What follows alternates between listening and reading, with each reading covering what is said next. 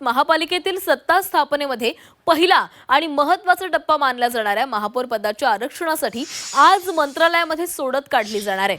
महापौर पदाच्या पहिल्या 2.5 वर्षांच्या कालावधीसाठी ही सोडत निघणार असल्याचं कळतंय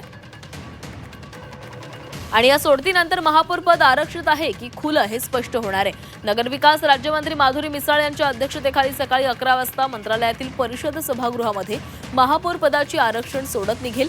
हे आरक्षण चक्राकार पद्धतीने काढलं जाईल। या आधीचं आरक्षण बाजूला ठेवण्यात येईल। या आरक्षणासाठी 2011च्या जनगणनेचा आधार घेतलेला आहे।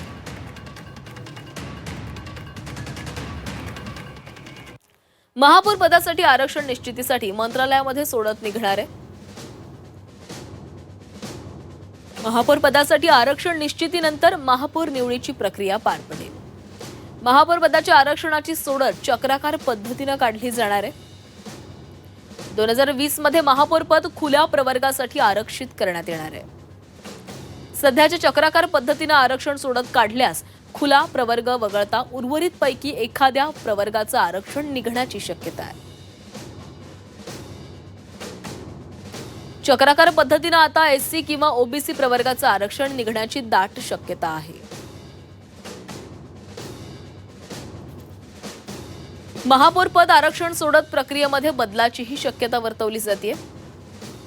पुन्हा खुल्या प्रवर्गापासून महापौर पद आरक्षण सोडत सुरू करण्याची शक्यता आहे। समाजातील सर्व घटकांना महापौर पदाची संधी मिळावी यासाठी चक्राकार पद्धत वापरली जाणार आहे। सध्या कायद्यानुसार एससी, एसटी, ओबीसी आणि महिला प्रवर्गासाठी चक्राकार आरक्षण आहे।